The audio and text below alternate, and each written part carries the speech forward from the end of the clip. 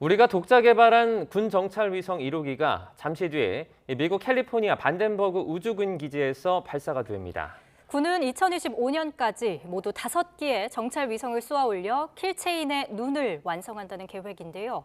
이번 위성 발사의 책임자이신 국방과학연구소 ADD 위성체계 단장이죠. 김경근 박사님과 함께 관련 소식 짚어보겠습니다. 어서 오세요. 어서 오세요. 예, 반갑습니다. 네, 지금 현지에서 발사 준비를 하고 있는 화면이 저희가 또 잠시 뒤에 보여드릴 겁니다. 네, 지금 이 보시는 화면이 이제 잠시 뒤에 저희가 발사를 할 그 군 정찰 위성이 발사될 반덴버그 우주 기지입니다. 지금 미국에 있는 이 우주 기지는 어떤 곳이죠? 저기는 원래 그 공군 기지였습니다. 예. 저기 1940년, 50년대부터 미사일 시험이나 그런 걸 하던 공군 기지였는데 네. 저기서 그때부터 그 ICBM도 시험하고 그다음에 다른 미사일도 시험하고 그다음에 우주 발사체도 시험했던 곳입니다. 미국에는 저런 우주군 기지가 지금은 공군 기지가 우주군 기지로 바뀌었고요. 네. 반덴버그는 미국의 서쪽에 있고 그다음에 케이프 캐나베라는 동쪽에 있는 우주군 기지입니다. 예. 네. 반덴버그 우주군 기지의 실시간 화면 지금 시청자 여러분 함께 보고 계신데요.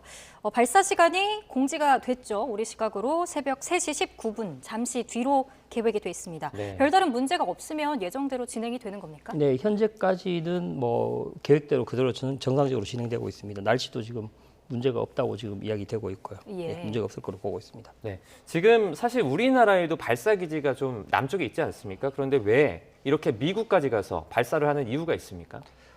우선 정확하게 말씀드리면 저희가 사유 사업을 하면서 위성을 개발할 때 그 당시에 국내에서 발사할 수 있는 발사체가 아직 개발이 덜 돼 있었습니다. 네. 그래서 이제 부득이하게 해외 발사체를 쓸 수밖에 없는 상황이었고 이제 몇 년 후에 저희 발사체들이 많이 만들어지면 그때는 상황이 달라질 거라고 생각하고 있습니다. 네. 그러니까 지금 말씀해 주신 거는 그때 기준으로 저희가 이제 개발을 시작했기 때문에 지금 미국까지 가서 발사를 한다는 말씀이시죠? 네, 맞습니다. 네. 지금 뭐 발사가 원래 이틀 전이었는데요. 네. 지금 연기가 됐습니다. 이건 어떤 이유 때문에 연기가 됐죠? 그 당시에 그 지상의 날씨는 좋았는데 그 고공 날씨가 그 바다 쪽에서 육지 쪽으로 바람이 많이 분다고 해가지고 네. 혹시나 올라갔다가 저 발사체는 1단이 다시 되돌아오는 발사체거든요. 그래서 혹시 문제가 생겼을 때 육지에 피해가 올 수도 있다라는 그 미국 연방 항공청에서 그런 통지가 있어가지고 발사를 연기하게 된 겁니다. 네, 시간이 정말 얼마 남지 않았는데요. 발사할 위성에 대해서도 한번 알아보죠. EOIR 위성으로 알려져 있습니다. 이게 별도의 명칭은 없는 건지 또 어떤 특성을 가졌는지 궁금합니다. 네, 우선 EOIR 위성은 EO라는 거는 일렉트로 옵티컬 해서 전자 광학 그러니까 사람이 눈으로 보는 거하고 똑같은 그런 영상을 주는 거고요. 그다음에 IR은 인프라레드라고 해서 적외선 영상입니다. 그런 부분들은 저희가 통상적으로 광학위성이라고 말하는 부분이고요. 네. 근데 이제 425 EOIR이라는 이름을 현재 쓰고 있는데 예. 사실은 저희가 명칭을 지어야 된다는 생각을 최근에 하게 됐습니다. 네. 그래서 명칭을 하나 추천해 주시면 저희도 감사하게 받겠습니다. 그러니까 저희가 보통 이제 신문을 통해서 425 이렇게 써 있는데 네. 이 명칭은 일단 저희가 읽을 땐 사이오라고 읽고 네. 그게 뭐 정식 명칭 이런 건 아니고 네. 어떤 기술적인 그런 부분을 그냥 넣어서 가칭처럼 이렇게 부르고 있는 거죠? 위성을 2호 위성과 싸 위성을 개발하다 보니까 네. 저희 연구원 분의 어떤 분이 그냥 싸 2호니까 425로 하자 이렇게 돼가지고 아주 오래전에 425로 그래 명칭이 된 거고 네. 사업 명칭은 425인데 이제 위성 명칭은 좀 지을 필요가 있습니다. 네. 네. 이제 나중에 명칭을 뭐 짓는다고 말씀하셨으니까 그 이런 거 추천 받아서 좀 네, 수령하셔도 알겠습니다. 될 것 같습니다. 네. 해상도도 한번 짚어볼게요. 이게 정확하게 밝히기는 어렵긴 하겠지만 어느 정도 수준이라고 보면 되겠습니까? 그 외국의 상업용 위성들이 한 1m 정도 부근입니다. 네, 그런데 저희는 지금 그보다 뭐 아무래도 군 정찰 위성이다 보니까 훨씬 그 좋은 편인데 수치를 말씀드리기는 조금 어렵습니다. 네. 예. 지금 이제 2분도 채 남지 않았습니다. 네. 잠시 뒤면 우리나라의 기술이 집약이 된 이 발사체가 위로 올라가게 됩니다. 만약에 오늘 발사가 성공적으로 진행이 된다면 그 다음 과정은 순차적으로 어떻게 될까요? 이번 EOIR 위성이 올라가고 나면 내년부터는 레이더 위성이 올라갑니다. 레이더 위성이 내년 4월부터 올라갈 예정이고 25년까지 전체적으로 5개가 올라가서 그 한반도를 계속 지속 감시할 수 있는 그런 환경이 갖춰질 겁니다. 네. 지금 궤도에 안착했는지 이런 부분은 금방 알려질 것 같은데요. 우리가 이제 발사가 성공했다 이 여부를 확인하는 데는 발사하고 나서 얼마나 걸릴까요? 지금 예상하기로는 1시간 18분 정도 후에 저기 북유럽 노르웨이의 트롬세라는 곳에 기지국이 있습니다. 거기서 신호를 교신할 수 있을 것으로 지금 예상을 하고 있습니다. 네. 네. 지금 저희가 한 1분 정도 남았는데요. 아무래도 저희가 현지에서 생중계로 예. 영상을 봤다 보니까 조금의 딜레이는 조금 있을 수 있다. 이 점을 좀 시청자 여러분들께 알려드리도록 하겠습니다. 네. 네. 지금 설명이 나오고 있고요. 1시간 18분 뒤에 이 해외 지상국에서 최초 교신이 이루어지는지 확인을 할 수 있다고 하셨고요. 네. 위성 분리가 또 아무래도 중요한 부분이겠죠. 네네네. 아까 화면에 나왔지만 한 12분 후에 분리되는 걸로 예. 나와 있고 그 부분이 이제 중계에 보일지는 잘 모르겠습니다. 자, 이제 한 20여 초 남기고 있습니다. 저희가 그 잠시 뒤에 생중계로 이제 올라가는 화면을 보여드릴 텐데요. 네. 만약에 올라갈 때 그 가장 저희가 좀 주의 깊게 볼 점은 어떤 것들이 있을까요? 기본적으로 그 가장 그 압력이 많이 걸리는 맥스 Q라는 지점이 있는데 네. 근데 네. 저 발사체는 워낙 10초 전으로 신뢰도가 높아서 그냥 한번 보시죠. 예. 보겠습니다. 3, 2, 1.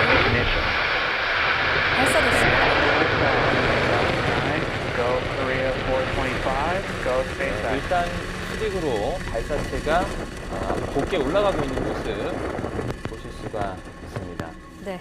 박사님 지금 보실 때 뭐 물론 저희 눈에는 문제가 없어 보이는데 박사님 어떻습니까 지금? 아직까지 괜찮죠? 예, 정상적인 펠컨 9의 지금 비행 모습입니다. 네.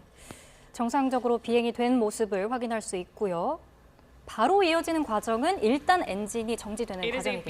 예, 2분 한 10몇 초 정도 되면 1단 엔진이 꺼집니다. 꺼지고 그다음에 1단과 2단의 분리가 일어나고 그 이후에 2단 엔진이 점화가 됩니다. 네. 그러면 그 다음에 이제 뭐 궤도 진입은 한 몇 분 정도 뒤에 이루어질까요? 결국 궤도 진입이라는 것은 그 위성이 분리되는 시점인데 아까 잠깐 나왔던 한 12분 정도 후에 네. 궤도 진입이 네, 지금 3시 약 19분 정도에 발사체가 발사가 됐고요. 예. 한 12분 정도라고 말씀하셨으니까 3시 한 31분 정도에 저희가 궤도 진입까지도 확인을 할 수 있을 것 같습니다. 네. 네, 지금 미국에 있는 반덴버그 기지 스페이스 X 지금 이 로켓에 우리나라 발사체가 실려서 날아가고 있는 모습을 보실 수가 있습니다. 지금 발사체에 카메라가 달려 있어서 위에서도 화면을 좀 네. 볼 수가 있죠. 네, 위에서 볼 수 있고 저 카메라가 부스터가 다시 되돌아가는 것도 다 촬영을 합니다. 예. 오늘 전체적인 과정이 다 담기지는 않을 것 같고 그 전에 2단 엔진 점화하는 과정까지도 보여지겠죠? 네, 그럴 거라고 봅니다. 근데 지금 저 발사체에 예. 저희 위성 말고도 한 20여 개 다른 위성들이 같이 실려 있어요. 네. 그래서 저게 저희가 메인 미션이긴 하지만 다른 위성도 같이 지금 같이 올라간다고 생각하시면 될 것 같습니다. 잠시 뒤에 이제 저 뭐 팔컨 9에 실려서 발사가 되는데 지금 이게 재사용이 가능한 발사체라고 저희가 네. 알고 있어요. 예, 어떻게 재사용이 가능한 겁니까 이게? 사실 예전에는 예상하지 못했던 건데 네. 그 스페이스X 일론 머스크의 스페이스X가 펠컨 9을 개발하면서 1단 부스터를 다시 그 지상에 착륙을 시키는 기술을 개발을 해서 네. 지금은 완전히 차원이 다른 발사체가 된 거죠. 그러면 예. 그 1단 부스터라는 게 네, 재사용 그 부스터 자체를 재사용 가능하다는 말씀이죠? 네, 그 부스터가 다시 돌아와서 네. 지금 분리되잖아요. 예, 분리된 분리가 저 밑에 됐습니다. 게 이제 1단 부스터인데 밑에 네. 부스터가 저게 다시 아까 발사 지점으로 이번 발사 같은 경우는 발사 지점 옆에 착륙 지점으로 돌아옵니다. 네. 예. 굉장히 경제적이다 이렇게 볼 수도 있을 것 같습니다. 네, 맞습니다. 원래는 예전에는 저걸 다 바다에 떨어져 가지고 네. 사실은 다 이제 못 쓰는 게 되는데 지금은 저걸 재사용하기 때문에 가격이 기존의 발사체하고는 비교가 안 될 정도로 떨어집니다. 그러면 오늘 저 그 로켓에 실린 그러니까 조금 전에 분리가 된 그 발사체 같은 경우에는 실제로 여러 번 사용이 된 그 네, 지금 제가 확인하기로는 네. 이번 발사가 17번째 17번째. 부스터를 쓰고 있는 건데 저희가 볼 때는 이제 이런 말씀 드리긴 하죠. 중고 발사체. 중고 발사체. 중고지만 조금 그 성능이 확인이 된 네, 충분히 입증이 된 발사체이기 때문에 네. 지금 저 부스터가 보니까 그 우주인들을 보내는 미션도 한 몇 번 했던 것 같고 네. 상당히 많이 활용됐던 부스터입니다. 그 약간 공기압이 빠져나온 것 같은 그런 모습들을 저희가 봤는데요. 그 영화에서 보면 그 중심을 잡는 그런 역할을 한다고 볼 수 있겠죠. 저기는 이제 자세를 잡는 추적기들이 상단부에 있습니다. 네. 그리고 부스터의 위에서 저기가 이제 공기가 없는 구역에서는 네. 자세를 잡기 위해서 추력을 발생시켜야 되기 때문에 그렇게 하는 거고 지금 보시면 핀이 펴졌잖아요. 네네. 저건 그리드 핀이라고 하는 건데 여기 착륙하면서 공기를 활용해 가지고 원래 위치로 돌아올 수 있게 하기 위한 조종을 하는 겁니다. 원래 위치로 돌아올 수 있게 조정을 하는 역할. 네네. 이 펴진 모습을 또 함께 보고 계시고요. 우리나라에서 앞서 펠컨 9을 이용한 사례도 있죠.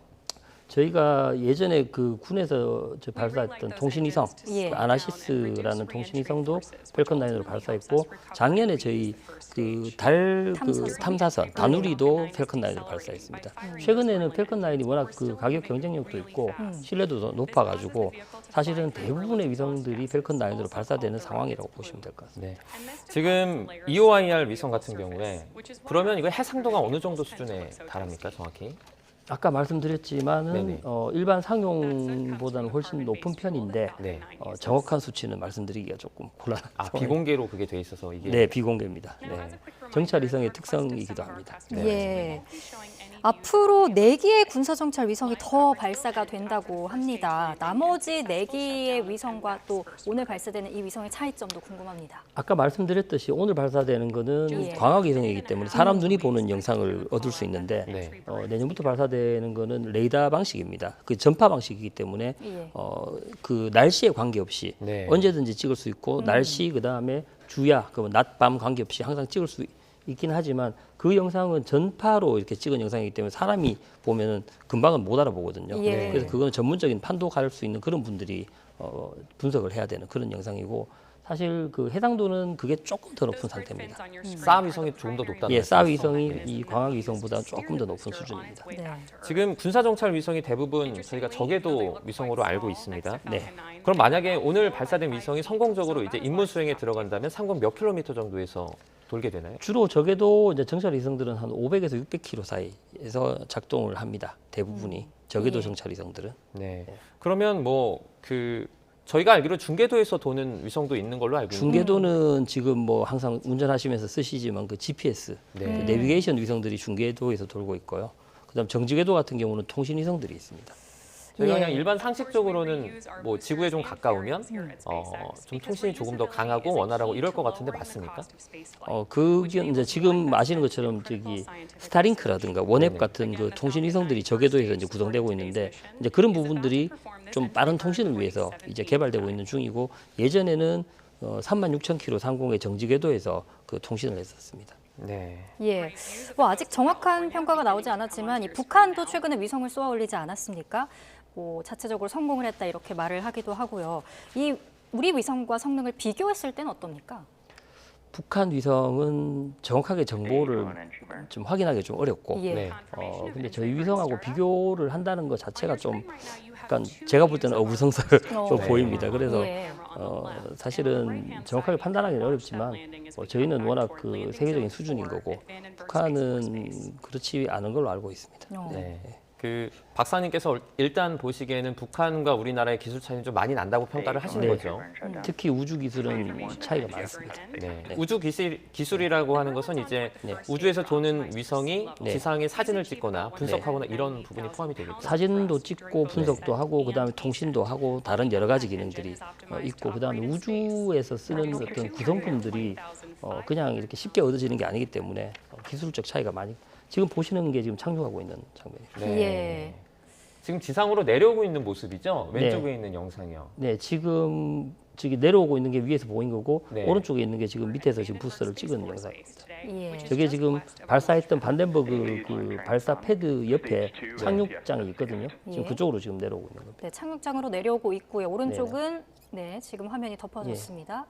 지금 이게 위에서 찍은 거고 지금 마지막으로 랜딩번이라고 해서 예. 속도를 줄여주는 그 작동을 하고 있습니다. 저렇게 하고 발사 패드에서 좀 한 몇백 미터 떨어진 곳에 착륙을 합니다. 네. 저희가 뭐 자막으로 보내드리기도 했는데요. 아리랑 저희 위성의 뭐 서너 배 정도 뭐 그 기술력이 좋다라고 하는데 이 정도면 어느 정도 차이가 납니까? 지금 저희가 예전에 이제 그 올렸던 다목적 위성들은 네. 1910년 뭐 이때 갔던 거기 때문에 지금 벌써 한 10년 차이가 나고 예. 그 위성보다는 훨씬 지금 해상도가 높은 편입니다.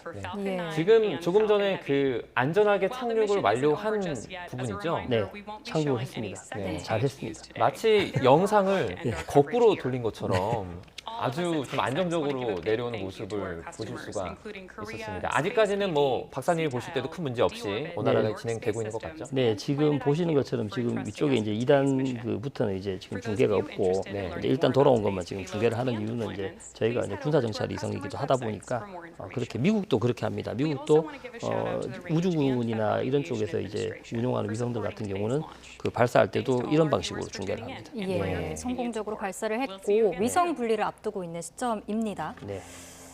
보시는 바와 같이 이제 중계가 딱 끊기는. 예, 중계가 끊겼습니다. 제가 그 처음에 말씀드린 예. 것처럼 공개할 수 없는 부분이 이제 네. 촬영은 되고 있으니까 저희는 네. 끊긴 걸로. 그쪽에 통제석에서는 당연하게 다 모든 걸 알고 있다고 봐야 되는 거고 네. 외부로 공개되는 그런 장면에서는 아까처럼 그 1단 부스터가 돌아오는 것까지만 그렇게 되는 걸로. 네, 조금 전에 보시면 약 10여 분 전에 발사된 네. 우리나라 군 정찰 위성 모습을 보고 계십니다. 그러면 다시 저희가 그 실시간 영상을 볼 수 있는 건 한 몇 분 정도 뒤에 가능할까요?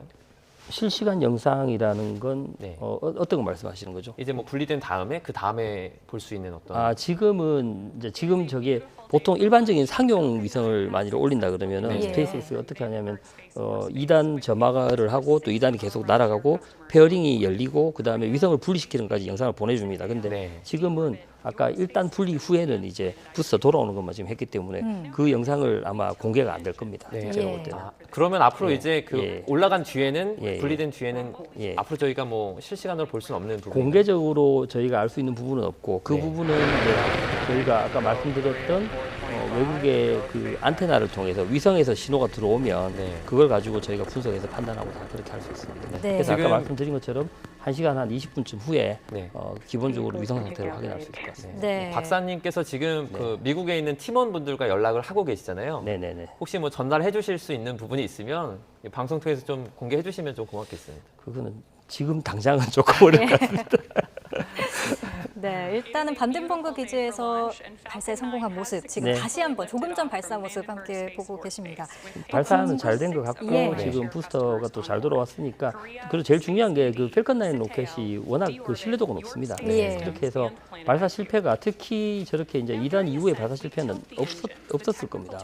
예. 100% 성공이라는 거의 말씀이시죠? 100%였고 예전에 한두 번 정도 실패를 했었는데 거기는 이제 그 밑에서 이제 발사할 때 실패한 적이 한 번 있었고 그래서 예. 제가 알기로는 그 이외의 실패 사례는 없습니다. 네. 국방부에서 밝힌 자료를 보니까요. 이 425 사업으로 확보되는 위성의 수준이 세계 5위라고 네네. 발표를 했습니다. 네. 그러니까 다른 국가들의 이 군사 정찰 위성의 성능이 궁금해지더라고요. 미국은 아마 좀 차별화가 좀 돼 있을 거라고 보이고 다른 쪽도 어느 정도 돼 있긴 하지만 저희도 사실 그 비슷한 수준까지 돼 있거든요. 근데 보통 일반적으로 상용으로 쓰이는 위성은 뭐 수치가 얼마 이렇게 보통 나오는 편입니다. 근데 군사 정찰 위성이라고 했을 때는 어느 국가든 간에 그 숫자를 사실은 공개는 하지 않습니다. 네. 예. 그러면 그 우리나라도 공개를 하지 않고 있는 부분이죠? 이게? 네네네. 네. 저희도 공개를 하지 않습니다. 네. 추정만 하실 뿐이죠. 예. 만약에 이 위성들이 네. 이제 그 지구 궤도를 돌게 된다면 네. 보통 몇 년 정도 일을 할 수 있습니까?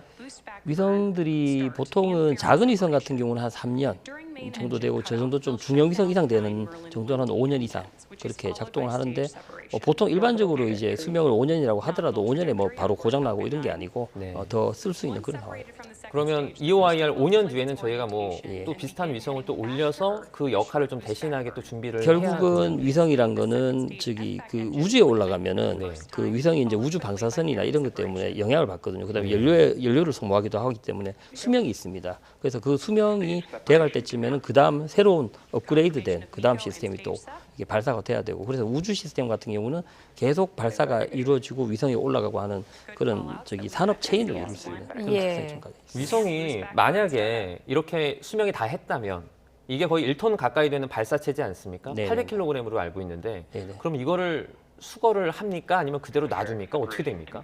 예전에는 그냥 그게 궤도를 그냥 계속 돌다가 한 진짜 2, 30년 후에 이렇게 낙하를 하기도 했는데 지금 같은 경우는 저런 위성들이 수명이 다 되면은 저희가 이제 의도적으로 그 지구로 낙하시켜서 폐기를 하거나 이런 쪽으로 점점 방향이 바뀌고 있습니다. 예.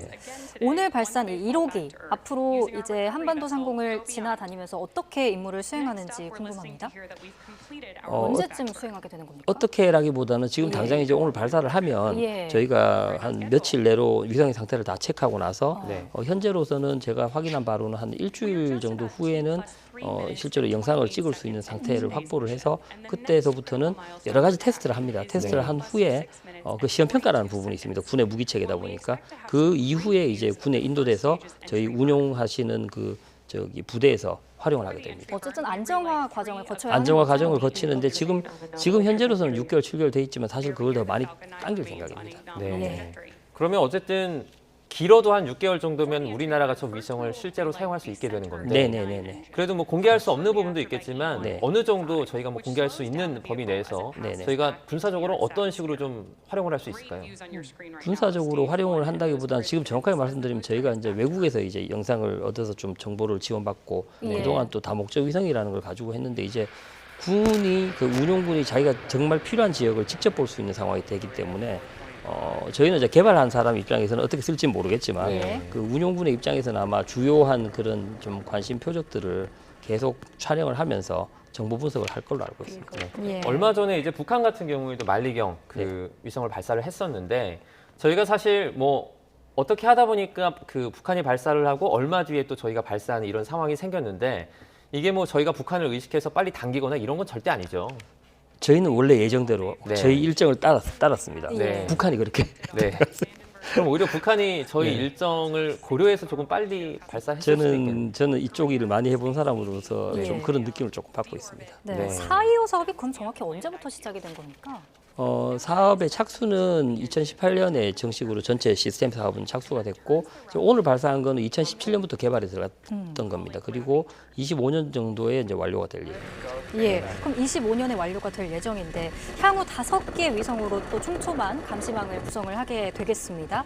감시 공백이 생기는 구간이나 시간은 없는지 또 극복하실 수 있는 방법이 있는지. 지금 이제 저 사실 5개는 예. 그 처음에 기획을 할 때는 벌써 한 10몇 년 전에 기획을 했던 거고 그다음에 지금 이제 우주라는 게 지금처럼 이렇게 빨리 바뀔지를 그 당시에는 몰랐잖아요. 근데 그러다 보니까 최근에 들어서 저희가 아마 공개돼 있는 그 다부처 초소형 위성 체계 사업이라든가 이런 걸 통해 가지고 좀 작은 위성들을 더 많이 발사해 가지고 그런 감시 공백을 줄이는 노력을 하고 있고 현재 진행 중입니다. 네. 예. 그 부분도 아마 몇 년 내로 이제 우주에 발사되는 그런 그 일정으로 지금 진행하고 있습니다. 네. 앞으로 저희가 추가로 발사할 4개의 그 싸이위성 같은 경우에도 우리나라가 아니라 미국에 있는 반덴버그 공군기지에 발사를 합니까? 그건 거기는 반덴버그가 아니고 네. 플로리다에 있는 케이프 캐나베럴 우주군기지에서 발사합니다. 4개 모두 그쪽에서 네, 발사를 그쪽에서 합니다. 합니다. 네.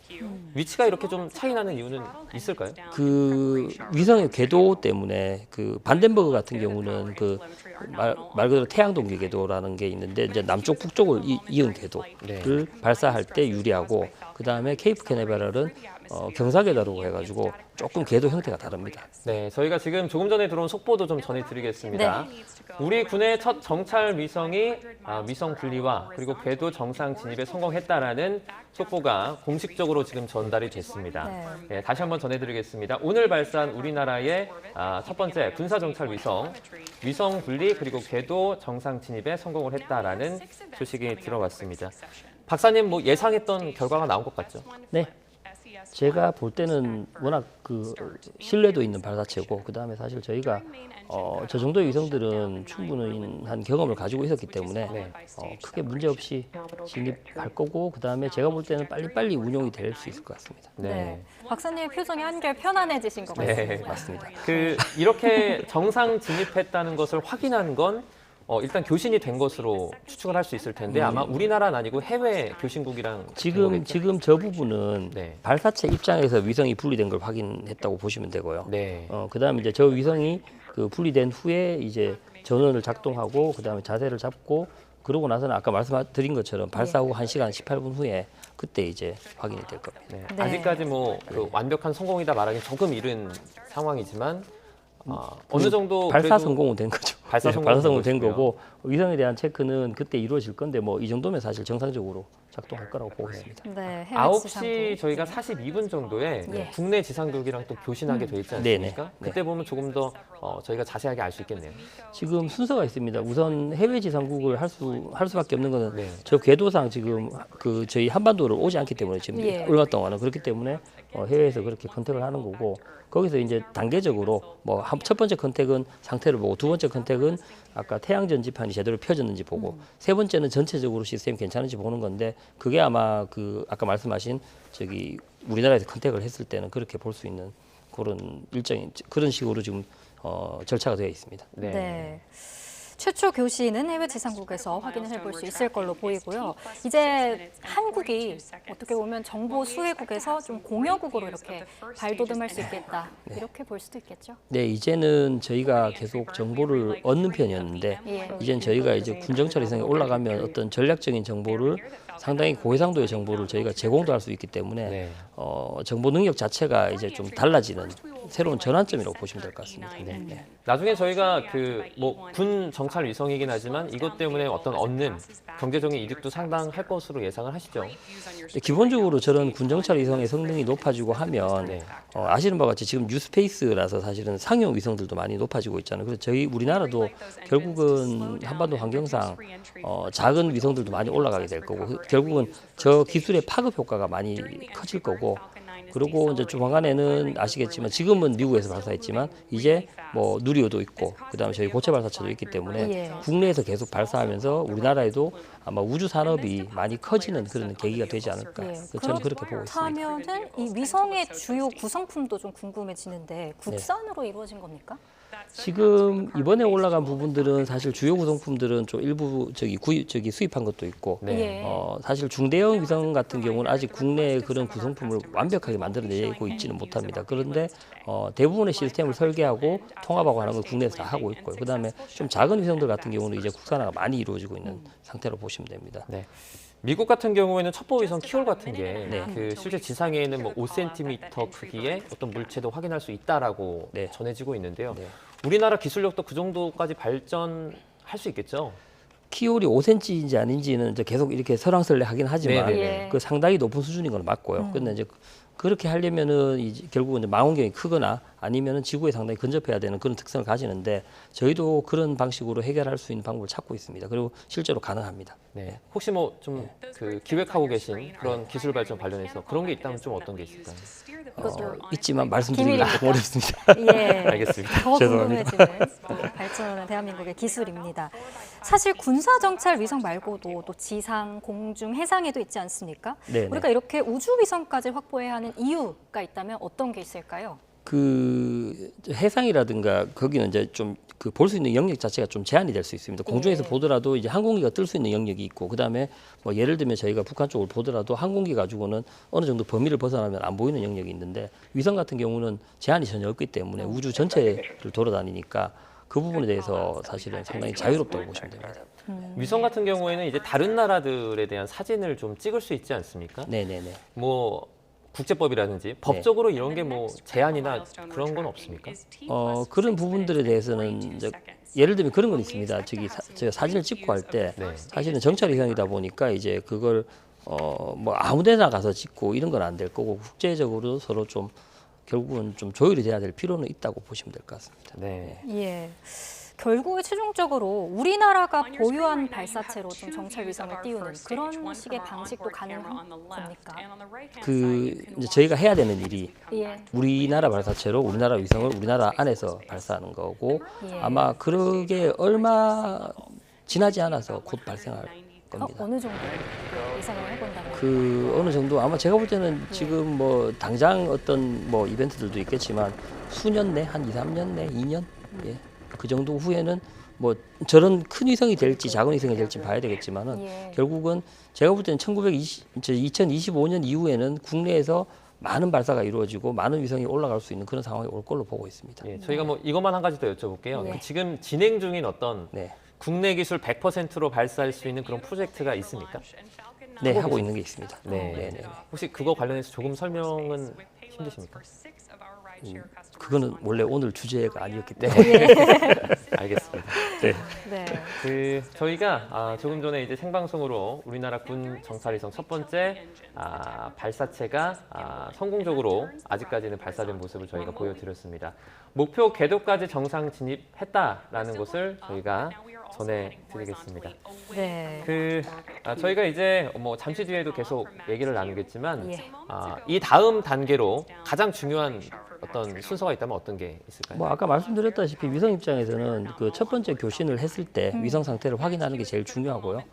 그 교신이 잘 되고 하면 그 다음부터는 저희가 정해진 절차대로 하나씩 체크해서 나가기 때문에 문제는 없다고 보고 있습니다. 네, 알겠습니다. 네, 여기까지 듣도록 하겠습니다. 네. 이번 위성 발사 책임자십니다. 국방과학연구소 김경근 박사님과 함께 관련 소식 저희가 얘기 나눠봤습니다. 고맙습니다. 고맙습니다. 네, 감사합니다.